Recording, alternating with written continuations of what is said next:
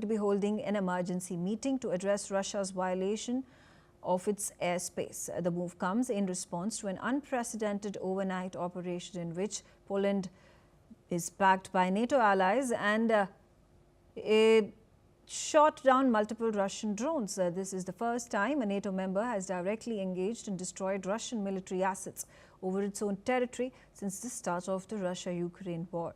In the meantime, China has reacted by saying that it hoped a growing dispute between Russia and Poland would be resolved through dialogue, and the drones that Warsaw said it belonged to Moscow were shot down in Polish airspace. The Chinese Foreign Ministry spokesperson has also reacted, saying that the Chinese side hopes that all parties concerned will properly resolve the disputes through dialogue and consultation.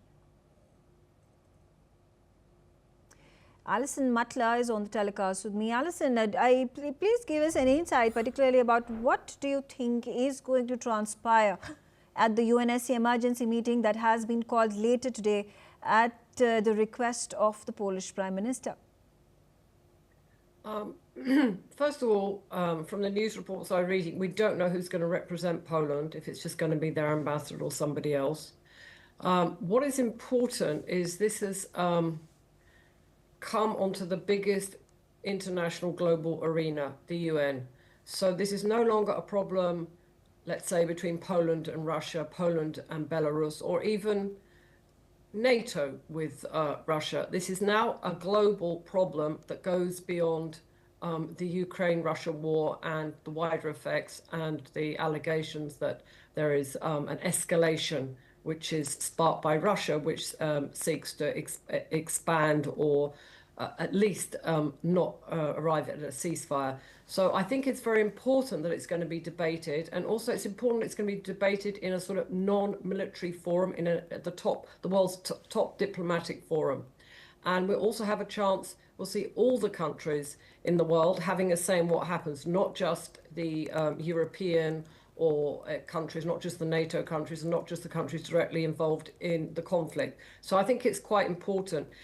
You've just given us the update that China has stepped in, and obviously they are trying, from what the statement said, they're trying to calm the situation, to diffuse it, to not let it escalate. And they're also acting almost like an older brother to Russia, which is, a direct combatant. They invaded Ukraine, whereas China in this instance is trying to calm the situation to stop it escalating, which is probably a role that China would like to have, to play, be a major player on the world stage at the level of the UN.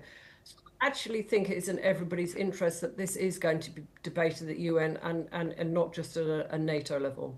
Okay, all right. I do want to understand from you, and it's an interesting comment that came from NATO yesterday, because NATO used its aircraft to counter-attack the drones that the Russians brought into the Polish airspace.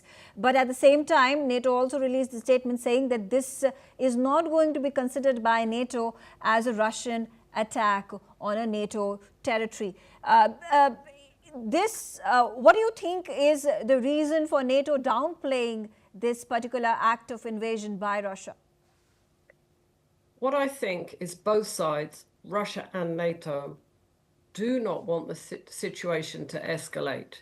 Now, while it's widely believed that this was deliberate, Russia is not saying it's deliberate, it's saying that it was a mistake. So it's clear that even if it was deliberate, the Russians don't want to see it being seen as deliberate. And therefore, NATO is taking the Russia at its word that this is not a deliberate act of escalation. And so I think both sides are interested in this not escalating further, because at the moment we have a request for Article 4. Now, the next stage is Article 5, and that's very serious indeed.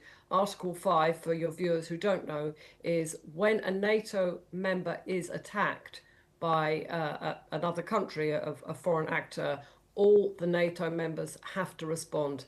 So I think both sides, both Russia and NATO, at this moment, I should add, do not want to escalate the situation. They do not want to risk activating Article 5, because we would be in a totally different situation entirely, and possibly in a full-scale war. Right. Alison, thank you very much for joining me on NewsX World and sharing your views. Meanwhile, the Polish Prime Minister Donald Tusk has emphasized the importance of allied commitments in modernizing Poland's air force during a visit to its military base Lask. Listen into what he said. Będziemy robili wszystko, żeby zarówno zobowiązania sojusznicze, które dzisiaj są tak ważne z naszego punktu widzenia, żeby były wypełniane przez naszych sojuszników, żebyśmy nigdy jako państwo i wy, jako polscy piloci, nie byli osamotnieni, czy to w czasach pokoju, czy w czasach wojny. Jestem przekonany, że w jakimś sensie ta lekcja z wczorajszej nocy powinna być bardzo mocnym argumentem dla was, na waszą rzecz, ale też dla Polski w naszych rozmowach ze wszystkimi sojusznikami. I ja będę robił wszystko, będę stawał na głowie, żeby to, czego potrzebujemy dziś, jutro, pojutrze, nie w perspektywie 8-10 lat, żeby to do Polski trafiło i żebyście także wy dysponowali coraz nowocześniejszym sprzętem, coraz bardziej niezawodnym.